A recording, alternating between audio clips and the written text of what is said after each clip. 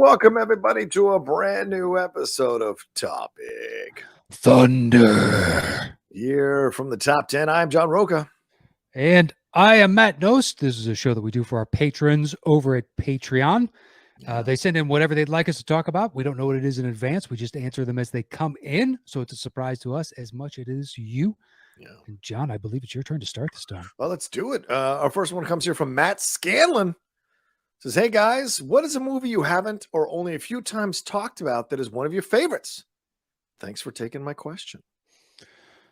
Well, Fletch, I think I've only managed to get it on maybe 2 lists ever. It's come up in the discussion of, I always say it's my favorite movie because I don't have a favorite movie. Right.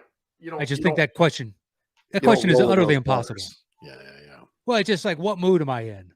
Because clearly, as we discussed on Tuesday's show, I've been in an action movie binge lately. Right. I haven't watched Fletch. Did I think about potentially using Fletch for our topic on Tuesday? Yes, I did. I could have shoehorned it in there. I think it's better as a movie. Oh, yeah. Oh, it's a series. Yeah, that would have been interesting. Yeah. I think the characters would get old. Yeah, probably. I think the over-the-top stupid nature of it for a movie it works perfectly. But writing that kind of comedy, too, would be difficult to sustain over. Yeah, to where you're still finding it funny and you don't need the fucking, laugh track type of, I don't want to turn it to that because that seems like the natural progression, like Night Court 2.0. Oof. Yeah. I'm still watching it, man. I just watched the 3rd episode last night. I don't know. I guess I just love John Larroquette, man. So do I. I wanted nothing more than to see Larroquette kill it again. And, God bless you. You've watched more than I have. He's the only reason to keep watching. Nothing against Melissa Rauch or any of the other actors. I just think they're kind of miscast in these roles, and it's a very saccharine reboot, I guess you would say. And it's the only time it's really alive is when she's talking about Harry, when she's talking to Larroquette. Other than that, the show goes for the easy jokes, the dumb jokes, and they were all just much more intelligent in the 1980s version. Even Bull, who was just slow on the take, he still had very strong opinions about things. And this show doesn't make any strong opinions anywhere. I wonder if this is happening now, too. I don't mean to get off on a tangent, but I wonder if this is happening now with a lot of this stuff. Is like, how can we write a show that doesn't offend anybody on the mainstream network, on a prime network? Yeah, that's very true. It's a great point. Yeah. Because Law and Order is about the most fucking milquetoast thing I've ever seen in my goddamn life in the new iteration. It is ridiculous. I love the old Law and Orders, man. They were great. This new Law and Order is like, don't say that. If you say that, you know what this means. Why did you say that? What are you trying to say? And it's, oh my fucking Christ. Like, stop it. Solve the case, Yeah. Sorry. Yeah, if you're worried about who you're going to offend while you're trying to tell jokes, then your jokes are going to suck. Yes. They are. They just are. A joke is funny because it offends someone. It doesn't have to be offensive. Right. But if it's not making fun of someone or taking a shot or something, if it's all fucking kid glove stuff, then that comedy is awful. Yeah. Even if you make whoever's delivering the joke the butt of the joke, that's fine. So long as they take themselves down hard enough. And it doesn't have to be vulgar and nasty or anything. Go watch Brian Regan. Yeah. He's great. Yeah, it's one of my all-time favorites. Mm-hmm. He's the only comedian I've paid to see since I've earned a paycheck from comedy. Mm-hmm.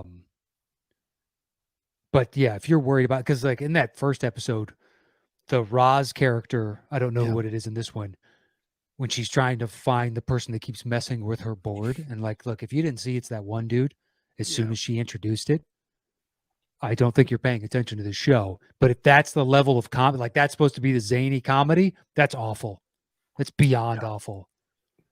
Yeah, that is seen in this last one where the Roz character is like obsessed with the otherworldly, and she's telling some story to the judge for a few seconds and turns to her right, and the guy who plays the the guy who was rearranging the number letters, he simply has ducked under the couch to tie his shoe, and she's like, "Oh my god, he's lost into a time portal." And then he stands up, "Nope, just tying my shoes."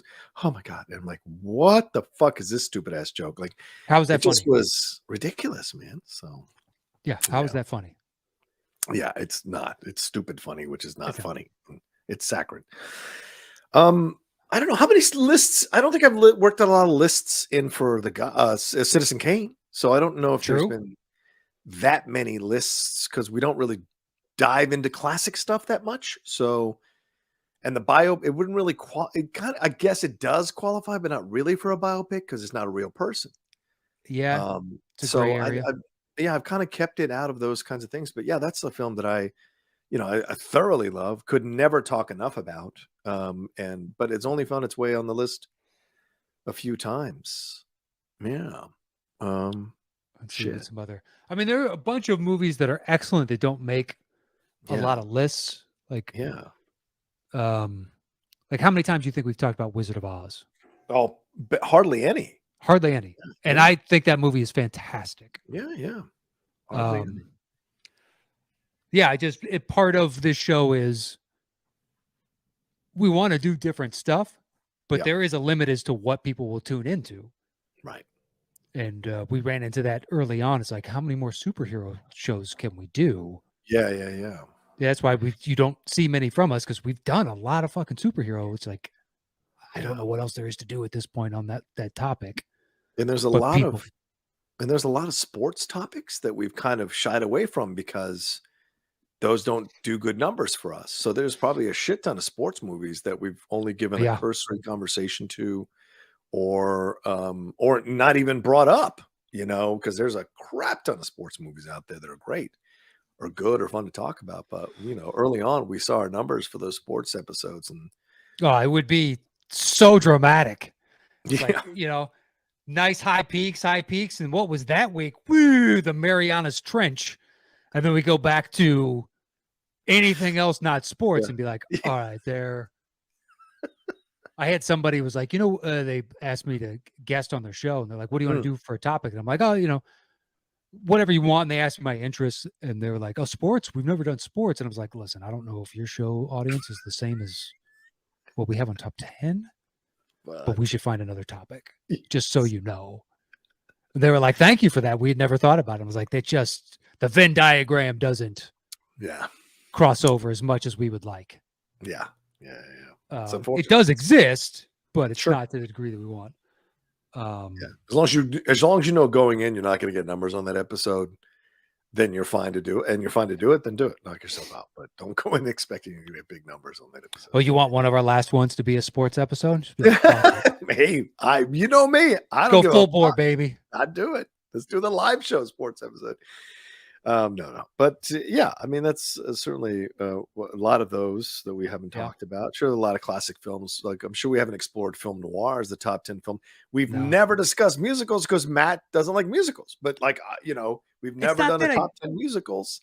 Yeah, I don't want to blanket say I don't like musicals. Right. Okay, fair enough. How would you? Because the ones that I do like, I really love. Yeah. But I can't get to 10 because I haven't seen 10 that I could genuinely say I really like this movie. Yeah. And that's, it's one of my shortcomings, I guess, when it comes to cinema. We all got we've rarely done top 10 horror stuff of most of anything because it's not really my bag. I mean, we did it with the Wangers for the Halloween like years ago, and we've done but we let them carry our water. Yeah, basically. Yeah. We're like, you tell us what should be on this list because we don't know. Which I'm fine with doing, like bring in an expert in that field. I would rather listen to you tell me why I should go watch VHS. Right.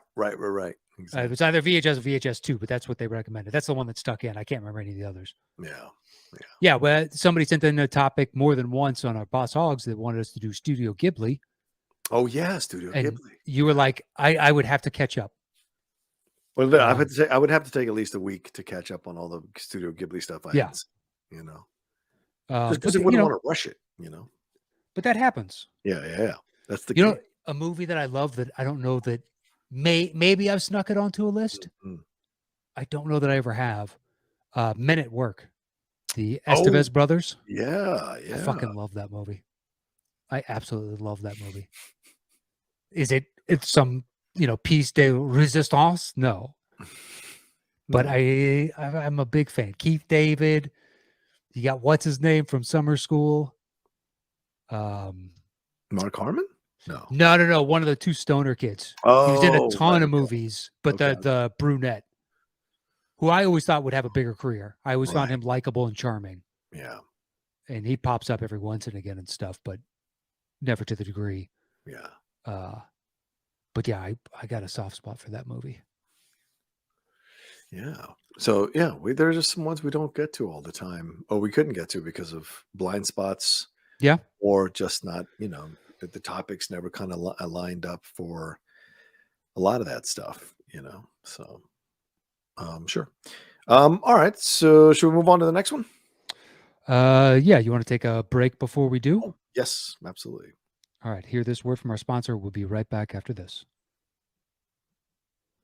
Okay, there we go. So we are moving on. Thank you, Matt Scanlon, for that question. Yes. Next one comes from Oliver Madrill. Ooh. And it says, apologies in advance. Okay. It's a hell of a warning.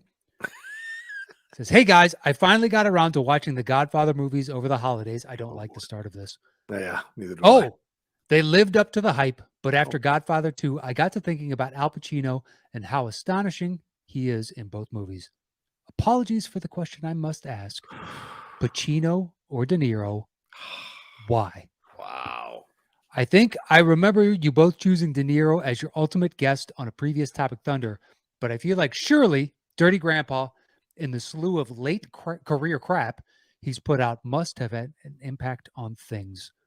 Wishing you both all the best for your year ahead. Cheers, Ollie. Wow. What do you got? I'm glad you got to start this one. I mean, you can't also deny that Pacino was in Jack and Jill, and Pacino has done some not so good work either on the par that Robert De Niro has done. But Pacino with Hunters, I think, has been an incredible resuscitation of his career, or revitalization of his abilities. I mean, I finished watching season 2 in like 2 days. It was fucking incredible. And he is damn good in it, how they brought him back. So, God, this is tough, man, because the thing that strikes both of them is that I could never see them in love scenes. Like, I just don't ever buy when they're in any kind of love scenes. Okay. Because, I mean, Pacino kissing Diane Venora in Heat is so weird and uncomfortable. Him with Michelle Pfeiffer and Frankie Johnny is weird and uncomfortable. De Niro with Meryl Streep is kind of weird and heartburn. And De Niro with Jane Fonda and Falling in Love. And then, was it Nicholson with? Yeah, I guess it was Nicholson with Streep. But no, De Niro's done like some stuff, and it hasn't really resonated with me. But I think the better actor is De Niro. Yeah. But I think the more entertaining actor is Pacino between the both. Because I've never seen Pacino do what De Niro did in Awakenings. And I think De Niro, True. Like you could argue De Niro, Pacino's Raging Bull is Scarface. And that's not, and it's a great performance. The film itself is not it's not a classic film. It is classic in the way that you love in, films like that, but like, it's not really considered a masterpiece. Whereas Raging Bull is possibly considered the greatest sports movie ever made and in the top conversation of movies ever made ever. And it's De Niro's performance. Sorry. So I would say that it's, man, you almost fucking made me blow my brain up. Like I have to choose one. I guess I'd have to go with De Niro as the better actor. That hurt. Yeah, if I just put their two resumes next to one another, De Niro has more that I'm going back for. Yeah. Right. First off, you got Goodfellas. Oh my God. Which I will watch right now. I will watch it over The Godfather Mhm. just because I find it more and a more entertaining film. Yeah. Nothing. I'm not like slagging off on The Godfather. No, no, Uh, no. I just think Goodfellas is a little bit more accessible, and I could start at any point. Whereas Godfather, I really feel like I need to start in the beginning. Yeah. Um, but then after that, yeah, you bring up something like Awakenings, Yeah. and that's a great departure. But then you also have Analyze This, which is Oh my God. yeah, It's great. solid comedy from De Yes. Niro. Holy shit. Yes. And Pacino doesn't really have that, as best I can remember. No, Jack and Jill is the closest thing he has, and it's terrible. Yeah. But I mean, at least I do like that Pacino does all those HBO Oh, movies. yes. He was great as Joe Paterno. He's great as Phil Spector. Yeah. You're absolutely right. Yeah. The Kevorkian one. Oh, I haven't seen the Kevorkian one. I got to see the Kevorkian one. That's right. Yeah. Yeah, he's taken swings over on that side. Right. But That even in The Irishman, right? Matt, like we saw them in Heat. They're essentially equal in Heat. But in The Irishman, you can tell like Pacino is taking the showier role because that's the inclination of Pacino for the last 4 decades. De Niro taking the more understated role, the role that has a little more nuance to it and levels to it and changes in an arc. And I think, although the scenes with Pacino are fantastic and vibrant and you're involved in it, like his battle with Stephen Graham, the playing, calling him, you people, or calling, late, all that kind of stuff. Those are entertaining scenes. But when you're watching the movie, it's De Niro who is like fucking anchoring you into that story. And I think that's the difference. Pacino's a great actor, but I feel like De Niro is the consummate actor, and there's the difference. and let's agree that Pesci effortlessly outshines both of them. Well, in fair, Irishman. 100% fair. Not even trying, Yeah, and he yeah, outshines both of them. dude. Uh, I'm gonna put that. I don't give a fuck what anybody says. I love that movie. I watched that movie. I put an hour on it the other night on Netflix. I was like, fuck it. I'm just gonna watch an hour. And you're right. Pesci, without saying a goddamn word, owns the fucking scenes, man. It's incredible. yeah, just sitting in that booth, just Mm. like, who's this guy? What is this guy about? Why is everybody kowtowing to him? Mm-hmm. And you buy it. Yeah. But yeah, I think just De Niro has a more varied choice. Yeah. It's like depending on what type of mood that I'm in, there's a better chance that he's made something that's going to fit that mood. Whereas Pacino's pretty serious at all times, unless he's going full chewing scenery, devil's advocate or something. Right. You've never seen De Niro chew scenery. That's not really his thing. And I think there's something to be said about that. No, if it does, it's like the kettle boiling over. Yeah, It builds to that. Whereas sometimes Pacino's, like in Heat, all these years later, and he's like, well, look, I the character motivation for that was he was on cocaine. Knowing it now, like, okay, right, sure. I could say, yeah, I could see that. Yeah. The great ass and all that. But in the moment, it was just like, wow, this is a bold choice. Yeah. Doesn't detract from the film. Even in Godfather Part 2, they're essentially delivering two equally fantastic performances.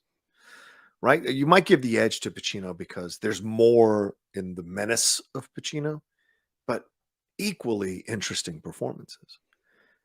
But there's not, I know he's got Serpico and Justice for All and The Godfather, obviously, but I mean, if you're looking at De Niro, Taxi Driver, The Deer Hunter, Raging Bull, King of Comedy, The Mission, Untouchables, Midnight Run, Goodfellas, and then Awakenings in 19. Like that's you're fucking. Oh, hell, I'll go one more year extra to Cape Fear in 91. There is no Pacino Cape Fear. Yeah. You know that you just he's the better actor. He's the better actor. Fuck. He's just chosen roles that show more range. Yeah. Yeah. Or not to say that Pacino doesn't have that range, but De Niro seems to be willing to swing at more pitches. Yeah. And even in Bronx Tale, to be a caring, sensitive father in a situation with a son, you rarely see that with Pacino. Like there was Danny Collins or whatever that was kind of close to that, but No, Bronx Tale, there was a sensitivity to De Niro. There's real like change. Yeah, and I think De Niro's just more successful in multiple genres than Pacino Yeah. ever was. Even Mad Dog and Glory, which is kind of a forgotten comedy, he's damn good in that movie. You know? Yeah. Very true. So your assumption, Ollie, was correct. We are sticking with our original choice. Yeah. I don't know when that came up. I don't deny that it more than likely did. Yeah. I hate him for bringing it up again. I feel dirty. All right. Should we go to one more, Matt, to wash this off? Yeah, we'll do one more. All right. I'm gonna skip Matt because we already read his Sure. one of his. So should I go to Tim or Sure. Drake? What do you think? Okay. Tim Williams, there's our Australian buddy here. Says, "G'day, blokes. Hope you're having a cracking day, fellas. Several years back, I went traveling in Europe with a few mates. During that time, we visited France and saw them." He put Moana Lisa here. That's a completely different painting, but the Mona Lisa. I was excited to see it and see what all the fuss was about, but I got to say it was pretty disappointing. I couldn't get over how small it was, but hey, if you love it, best to you. So my question is, what's somewhere or something you went to see and it was real disappointing? Hey, even something you ate or drank. Let's leave movies out of it. Also, watch Koala Man on Disney Plus. It's an animated show, good laugh, and nails a lot of the Aussie stereotypes as well. Thanks again, blokes. Huru Timothy R. Williams. I think Koala Man is on Hulu here in the States, whereas it probably is Disney Plus there in Australia. So, Matt, what is somewhere or something you went to see and it was real disappointing that isn't a movie? Can we change the word disappointing to underwhelming? Okay, sure. Yeah, I think that's fair. I'll probably get dragged over the coals for this. Ooh, interesting. But the Sistine Chapel. Oh, listen, I was underwhelmed. The nuts on you, man. Oof. Underwhelmed. The Last Supper is way more impressive in person. Right on. It's huge. First off, The Last Supper. Yeah, yeah. I mean, Sistine Chapel is too, but it's on the fucking ceiling. It's so far away, and it's hard to make out like all the intricate details that you see in pictures. You can see it. Plus, you're shepherded into the room itself, and you get like 10 minutes, 15 minutes. And yeah. The 200 of you that are in there, whatever it is, then get pushed right back out. Yeah. So you don't get much time to spend with it. Now, Last Supper, you get that same amount of time, but there was like 6 of us in there. So you got to get up close. It's on a wall. And it's huge. It's probably like 10, 12 feet tall, like from bottom of painting to top. It's a fresco. So it's part of the wall itself. It's not painted onto it. It's mixed in with the stucco or whatever they used. And it's amazing, flat out. The best part of it is right below, I think it's right below Jesus. There is now, it's been blocked up, but there was a doorway cut into it. Yeah. Because like a bishop or something moved there and wanted to add a hallway from the kitchen to that was the mess area. The Last Supper was where the monks ate their meals. And it's on the fucking wall. So the bishop or the cardinal, whoever it was, just cut a fucking hole in the wall and they just added a doorway through. And you're like, oh my God, really? But that was way more impressive. I was underwhelmed by the Sistine Chapel. Wow. Yes, I am one of those people. Most people are like, it's amazing. You see it, it's like, I don't know. You're seeing with so many people. Yeah. You spend a third of the time just like getting bumped by people and looking over instead of just staring in awe. And it's fucking 50 feet up in the air. And so that's the first one that came to mind. I think I have to say, and I've been here I've been at it 2 or 3 times, the Empire State Building. Okay. Yeah. I mean, look, I've been at the top of the Eiffel Tower, which that's a religious experience. I went to the World Trade Center, obviously way before 9/11. But I've been to the top of the Empire State Building 3 times in my life, trying to find the thing that I'm missing in the experience of going to the Empire State Building. And, it's cool to look at from the outside because, of course, you've seen it in movies and whatever and pictures. But once you go inside, it's really underwhelming. It's just another office building, and you get to the top, and it's nice. You can look out and see the views of New York and stuff, but there are these hook overhangs to keep people from jumping off, suicides and shit.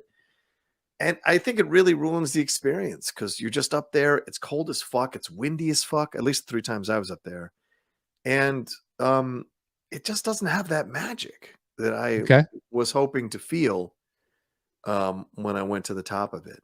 You know, but yeah, I mean, I think that's it because I've really enjoyed just about everything else I've seen sites wise here in the States or overseas. Yeah.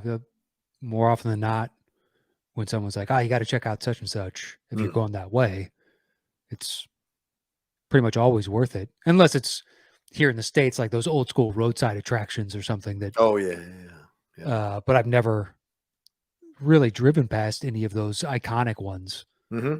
I don't think, at least. Yeah, I know next year I want to figure out how we can take a trip because I want to see Rushmore. I want to Mount Rushmore. I want to see Old Faithful. I want to see the Grand Canyon. So there's a number of things that I've never seen that are in our country that I want to kind of see the sights for, before I get too old to be able to go do that stuff. So I want to see it. Yeah, Grand Canyon is 100% impressive. Yeah, 100%. I saw it when I was 16, and that's the age where you're like, fuck all that, like whatever. And you see it and you're like, this is amazing. Yeah. And I haven't been back since. That's one where I would happily go again because it's so huge. Right. I don't even know if we went to, I'd have to look on the map if we went to the south side or the north side, but it's different. And did like whitewater rafting in it, which was amazing. And oh yeah, that's right. Hiked down a chunk of it and hiked back up. And like, if you like to be outdoors, there's a ton of stuff to do. Yeah.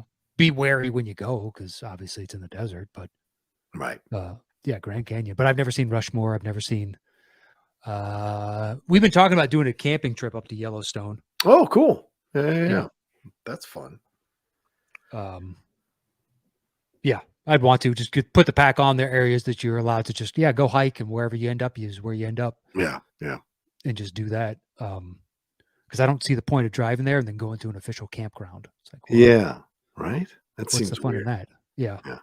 It's like, this one you can just have your car on, and then it's like, what? So it's just a bunch of RVs and stuff? Like, how is that the experience that you're looking for? At least for me.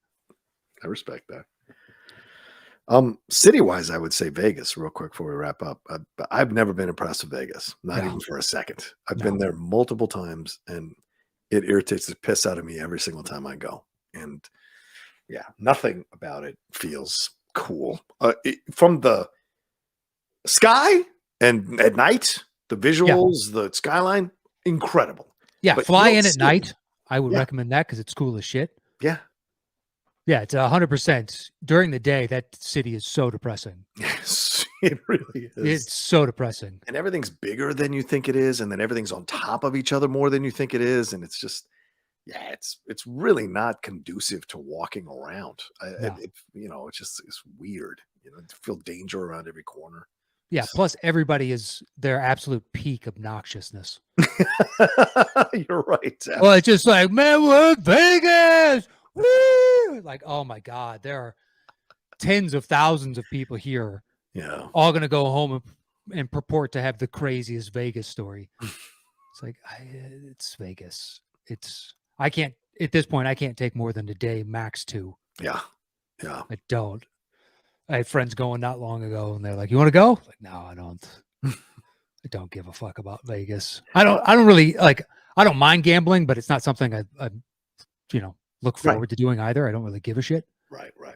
So if you're not doing that, there's not a lot to do. Yeah. There's a million shows and stuff, but do you want to pay $150, $200 to see a show? Yeah. Like, not really.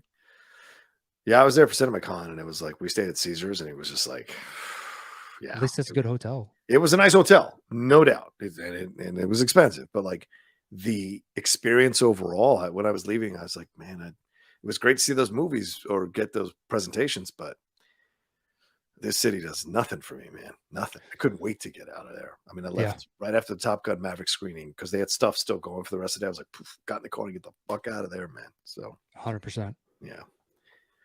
All right. Well, there you go. Thank you all so much. And thanks to Timothy R. Williams for that message and email. We appreciate it, Matt. We appreciate all our patrons who've been a part of our top 10, whether you're recent, relatively recent, or been with us from the beginning. We appreciate it madly, very much. Matt, what else do we have to tell him? Look, you can follow me at Matt Nost.